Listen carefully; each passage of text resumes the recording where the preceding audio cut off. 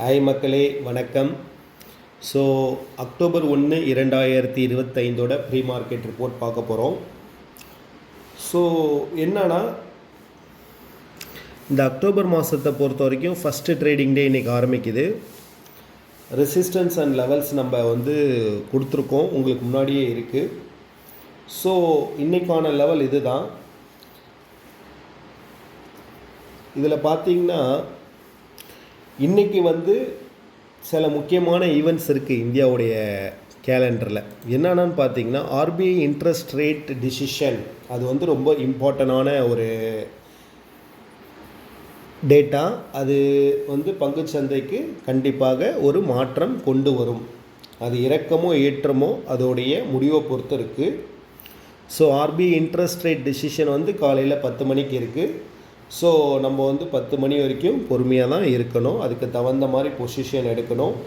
அடுத்தது cash reserve ரேஷியோடைய data வருது. அடுத்தது பார்த்திங்கன்னா HSBC manufacturing PMI final data வருது. M3 money supply year on year final data வருது.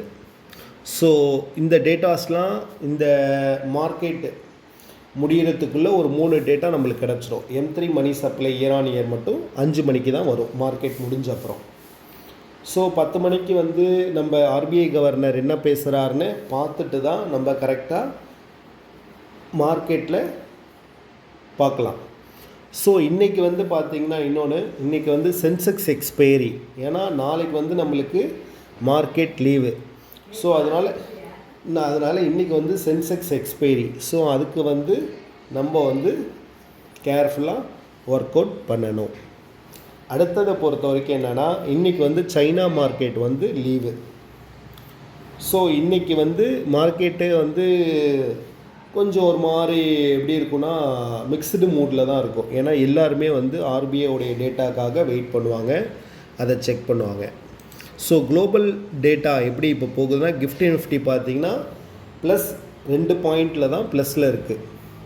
அதே ஜப்பான் மார்க்கெட் பார்த்திங்கன்னா -377 பாயிண்ட் மைனஸில் போகுது. டவ் ஜோன்ஸ் பார்த்திங்கன்னா -117 பாயிண்ட் மைனஸில் போகுது. S&P 27 பாயிண்ட் ப்ளஸில் போகுது. நாஸ்டாக் 68 பாயிண்ட் ப்ளஸில் போகுது. ஸோ இதுதான். அடுத்தது பார்த்திங்கன்னா, நம்மளுக்கு என்ன டேட்டா என்ன சொல்லுதுன்னா, 5 டேவுடைய டேட்டா என்ன சொல்லுதுன்னா, RSI 53.04 இருக்குது. 1 மந்த்து 42 இருக்குது.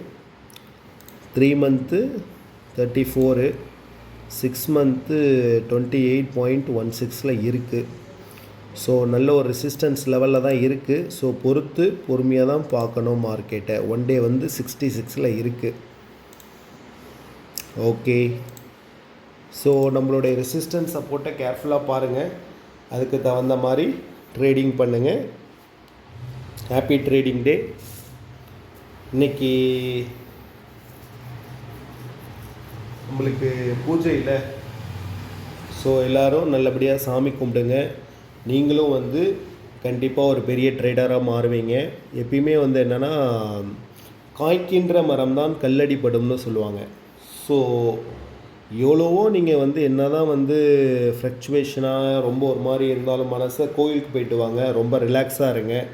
கண்டிப்பாக மாறும். ஒரு நாள் உங்களுக்காக விடியும். உன்னால் முடியும். நம்மளுடைய பழைய அறிஞர்களை நினச்சாலே போதும், நீங்கள் நம்மலாம் எந்த லெவலில் இருக்கோம் அப்படின்னு.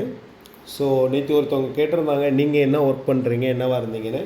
நான் இயந்திர பொறியாளர் 2012 முடித்தேன்.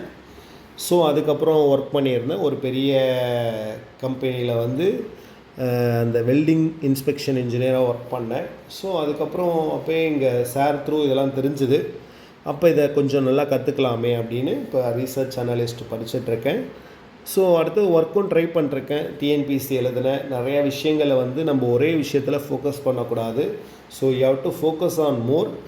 பட் ஒரு விஷனில் தான் இருக்கணும். அந்த விஷன் எல்லாத்துக்கும் ஒரு கிளாரிட்டி இருக்கணும். But knowledge is very very important. Thank you மக்களே. கண்டிப்பாக ஃப்ரெண்ட்ஸு ஃபேமிலிஸ்க்கு எல்லாருக்கும் ஷேர் பண்ணுங்கள். ஃபுல்லாக பாருங்கள் வீடியோவை, சப்ஸ்கிரைப் பண்ணுங்கள். தேங்க்யூ.